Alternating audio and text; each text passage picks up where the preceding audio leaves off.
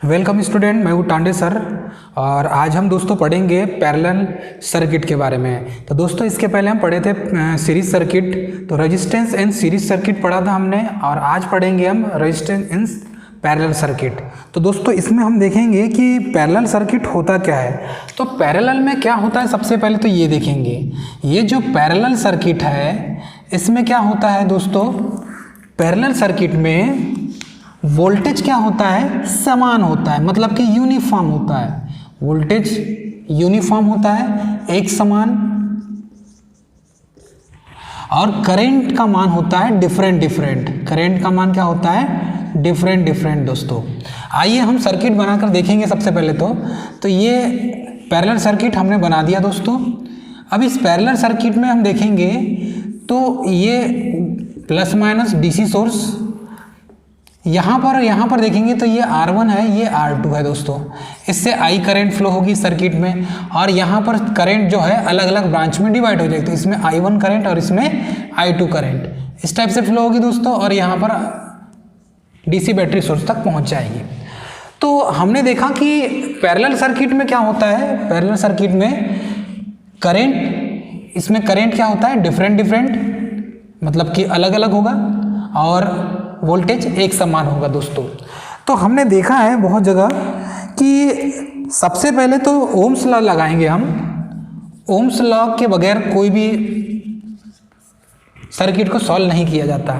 तो Ohm's law में लगाया, इसमें I equal V upon R हो जाएगा दोस्तों। तो I इक्वल जब V अपान R हो जाएगा तो हम लगा सकते हैं यहाँ पर ये जो है वोल्टेज और ये जो करंट का मान जिसमें दिया हुआ है, तो I1 और I2। अब यहाँ पर हम I1 का मान निकालेंगे सेम ऐसे ही, तो V अपान क्या हो जाएगा, R1 हो जाएगा, और I2 का मान निकालेंगे तो V अपान R2। इस तरीके से निकालेंगे दोस्तों। अब हमें पता है कि ये जो करंट क्या होती है, डिफरेंट डिफरेंट होती है, अर्थात ये जो टोटल I करंट हो जाएगी ये हो जाएगी I1 प्लस I2। अब यहाँ पर हम फार्मूले में मान रख दे दोस्तों। तो फार्मूले में मान रखेंगे तो कैसा हो जाएगा, फार्मूले में मान रखेंगे तो टोटल करंट I इक्वल हो जाएगा I1 plus I2 plus I3। इस तरीके से निकलेगा दोस्तों यदि निकालना चाहे तो I3 चलो यहाँ पर V अपान R3 भी कर देते हैं, और एक प्रतिरोध यहाँ पर भी लगा देते हैं दोस्तों। तो ये 3 प्रतिरोध हो गए, I3 का मान यहाँ निकल जाएगा, ये R3 हो गया। अब यहाँ पर इस फार्मूले में हम क्या कर रखेंगे, मान रखेंगे दोस्तों। तो हमने फार्मूले में मान रखा, अब मान रखेंगे तो कैसा रखेंगे, हमारे पास I इक्वल क्या होता है, V अपान R। तो ये I equal V upon R, तो इसको यहाँ रख देंगे V अपान R दोस्तों। I1 का मान दिया है V अपान R1, प्लस I2 का मान दिया है V अपान R2, प्लस I3 का मान दिया है V अपान R3। अब इससे दोस्तों V कॉमन है, तो V का मान हम निकाल सकते हैं। तो V को कॉमन कर देंगे, ये V कॉमन कर दिया, तो बचेगा क्या हमारे पास, 1 अपान R1 प्लस 1 अपान R2, तो 1 अपान R3, इतना मान बचेगा दोस्तों। तो देखो ये V से V कैंसिल हो गया, तो हमारे पास बचा क्या, 1 अपान R इक्वल 1 अपान R1 प्लस 1 अपान R2 प्लस 1 अपान R3। इस टाइप से दोस्तों हमारे पास मान बच जाएगा। तो 1 अपान R इक्वल क्या हो जाएगा, 1 अपान इक्वल 1 अपान R1 प्लस 1 अपान R2 प्लस 1 अपान R3। अर्थात हम ये कह सकते हैं कि ये जो करंट का मान जो डिफरेंट डिफरेंट है, तो पैरेलल सर्किट में जब रेजिस्टेंस निकालेंगे तो इसका फार्मूला क्या बन जाएगा, 1 अपान R इक्वल 1 अपान R1 प्लस 1 अपान R2 प्लस 1 अपान R3। ये इसका फार्मूला हो जाएगा दोस्तों, 1 अपान R इक्वल 1 अपान R1 प्लस 1 अपान R2 प्लस 1 अपान R3। ये क्या है दोस्तों, ये है फार्मूला, ये क्या है फार्मूला दोस्तों। तो इस फार्मूले में मान हम रख सकते हैं और इसके अनुसार हम क्या कर सकते हैं, जा सकते हैं दोस्तों। तो जब भी हम नेटवर्क को सॉल्व करेंगे तो हम इस तरीके से, सबसे पहले तो रेजिस्टेंस इन पैरेलल सर्किट, तो पैरेलल सर्किट का ये फार्मूला है दोस्तों, इस फार्मूले मान रखेंगे और इस तरीके से हमने इस डेरिवेशन को सॉल्व किए कि ये जो मान है, ये जो फार्मूला है पैरेलल सर्किट का रेजिस्टेंस निकालने का, टोटल रेजिस्टेंस निकालने का, ये 1 अपान R जो लिखा है ये RT है, टोटल रेजिस्टेंस है, जो R1 plus R2 plus 1/R3 के कॉम्बो में होता है दोस्तों। तो इस तरीके से इस डेरिवेशन को क्या करेंगे, हम सॉल्व करेंगे। और हमने देखा है कि बहुत सारे जो इलेक्ट्रिकल सर्किट होते हैं, और इलेक्ट्रिकल सर्किट में जब भी वो पैरेलल सर्किट हो तो पैरेलल सर्किट में मान निकालते हैं तो इसमें R का मान क्या होता है, कम होता है। तो इसमें जो R का मान होता है दोस्तों, इसमें R का मान क्या होगा, पैरेलल में आपको क्या मिलेगा, कम मिलेगा। R का मान क्या मिलेगा, कम मिलेगा दोस्तों। सेकंड, हमारे घरों की जो घरेलू वायरिंग होती है, घरेलू वायरिंग, ये भी पैरेलल में की जाती है। क्या की जाती है, घरेलू वायरिंग को भी पैरेलल में करते हैं, घरेलू वायरिंग को पैरेलल में करते हैं।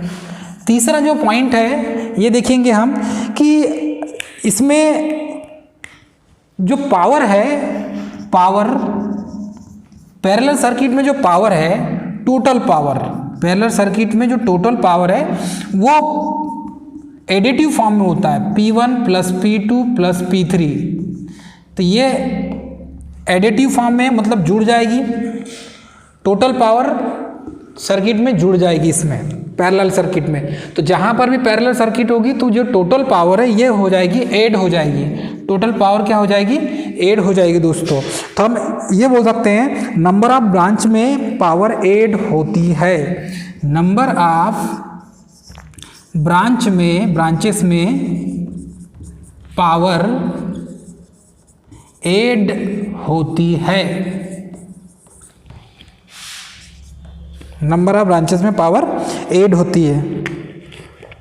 अब इसमें जो कंडक्टेंस है, ये जो कंडक्टेंस होता है दोस्तों, कंडक्टेंस का मान जो है G, ये किसके हो जाएगा, एडिटिव में होगा, G1 plus G2 plus G3। क्यों, क्योंकि रेजिस्टेंस का उल्टा कंडक्टेंस होता है।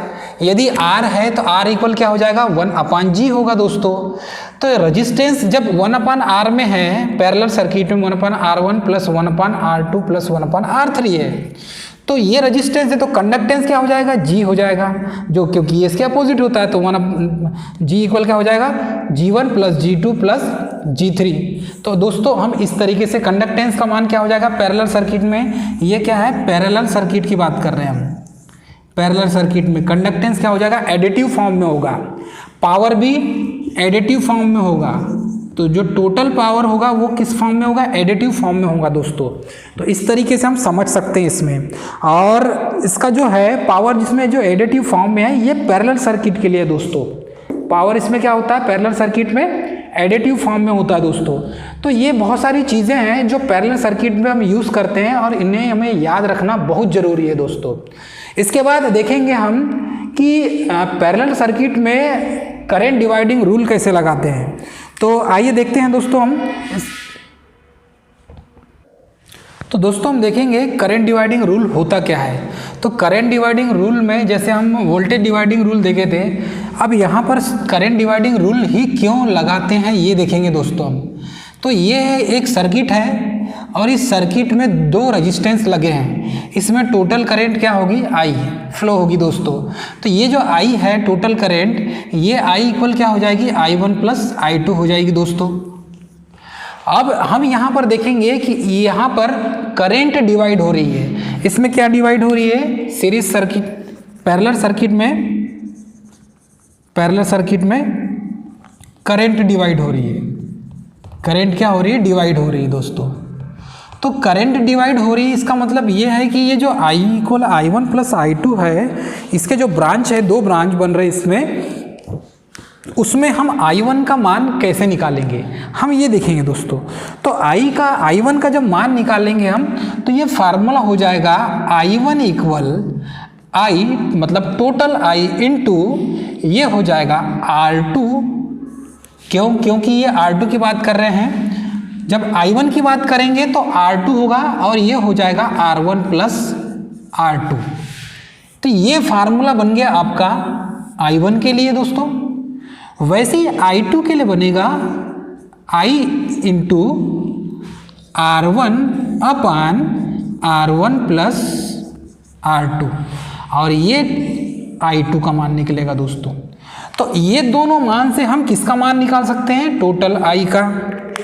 और टोटल आई का मान जो निकलेगा दोस्तों वो निकलेगा I1 प्लस I2 निकलेगा दोस्तों। तो टोटल मान कितना निकला हमारे पास? I1 plus I2। तो ये जो करेंट डिवाइडिंग रूल है, करेंट डिवाइडिंग रूल का यूज़ करके हम क्या निकाल सकते हैं? I1 और I2 का मान निकाल सकते हैं जब हमारे पास दो लूप हो, मतलब कि R1 और R2 दिए हुए हो। तब के सिचुएशन में दोस्तों हम करंट डिवाइडिंग रूल का यूज़ करके हम इस मान निकाल सकते हैं। लेकिन यदि हमें 3 फेस में निकालना है फॉर 3 फेस सर्किट के लिए, तो 3 फेस सर्किट का जब रेजिस्टेंस हम चेक करेंगे, 3 फेस सर्किट का जब रेजिस्टेंस निकालेंगे दोस्तों, तो उसके लिए उसके जो फार्मूले हैं वो अलग है। तो उस फार्मूले को देखेंगे फॉर 3 फेस रेजिस्टेंस के लिए। तो 3 फेस सर्किट का जब रेजिस्टेंस निकालेंगे तो उसका फार्मूला कुछ इस तरीके से बनेगा, और ये फार्मूले को हमें याद रखना पड़ेगा दोस्तों, क्योंकि 3 फेस रेजिस्टेंस के लिए हमें निकालना है मान तब के लिए। तो ये इसमें थोड़ा सा चेंजेस हो जाएगा। यहाँ पर हम क्या करेंगे, सर्किट में एक रजिस्टर और जोड़ देंगे जिसे हम R3 कहेंगे, और यहाँ पर कौन सी करंट फ्लो होगी? I3, और यहाँ पर भी I3 लिख देंगे। तो ये पैरेलल सर्किट में अब इस सर्किट की करंट हमें निकालना है दोस्तों। तो इसमें 3 ब्रांच बन गए, और 3 ब्रांच में पैरेलल में क्या होता है? पावर एडिटिव फॉर्म में होता है। अब यहाँ पर जब फॉर 3 फेस सर्किट के लिए यूज़ करेंगे, फॉर 3 फेस सर्किट, तो 3 फेस सर्किट के लिए दोस्तों हम इसका मान कैसे निकालेंगे? तो ये निकल जाएगा I1 इक्वल I इंटू, ये निकल जाएगा R2 R3 upon R1 into R2 plus R2 into R3 plus R3 into R1। There is a basic simple principle. Second बन जाएगा दोस्तों, सेकेंड में बनेगा I इंटू, अब ये I2 का मान निकाल रहे हैं तो हम R2 को क्या लेंगे? कॉमन फैक्टर मान लेंगे, और यहाँ पर लिखेंगे R3 इंटू R1 अपान R1 into R2 plus R2 into R3 plus R3 into R1। ये इस तरीके से दोस्तों हम I2 का मान निकाल सकते हैं। अब यदि जब हमें I3 का मान निकालना हो फॉर 3 फेस सर्किट का जो रेजिस्टेंस निकालेंगे, ये रेजिस्टेंस जो निकाल रहे हैं 3 फेस सर्किट के लिए है। तो 3 फेस सर्किट का रेजिस्टेंस निकालेंगे तो उसमें I1 करंट, अलग अलग ब्रांच में I1 करंट, I2 करंट, तो वैसे ही I3 करंट भी जब निकालेंगे तो हमें टोटल करंट पता रहना चाहिए। तो ये total current I is called total current.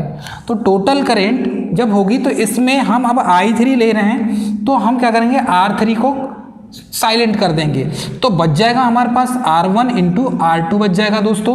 और यहाँ पर इस मान को जैसे का वैसा लिख देंगे, R1 into R2 plus R2 into R3 plus R3 into R1। अब दोस्तों हमारा फार्मूला रेडी है। अब हमारा जो फार्मूला रेडी है, इस फार्मूले में हम वैल्यू पुट करके 3 फेस रेजिस्टेंस का मान निकाल सकते हैं। तो 3 फेस सर्किट जो है इसमें रेजिस्टेंस की वैल्यू यदि फाइंड आउट करना है, रेजिस्टेंस की वैल्यू फाइंड आउट करना है, तब इस वैल्यू या इस फार्मूले में मान रख के करंट डिवाइडिंग रूल का यूज़ करके हम दोस्तों I1 और I2 का मान निकाल सकते हैं, और यही I1 I2 से हम टोटल I निकाल सकते हैं दोस्तों। अब हम देखेंगे कि सीरीज सर्किट में R इक्विवेलेंट का मान कितना निकलता है। तो फॉर 3 फेस सर्किट, और 3 फेस सर्किट में या कोई भी सर्किट में R इक्विवेलेंट का मान निकालना है, तो R इक्विवेलेंट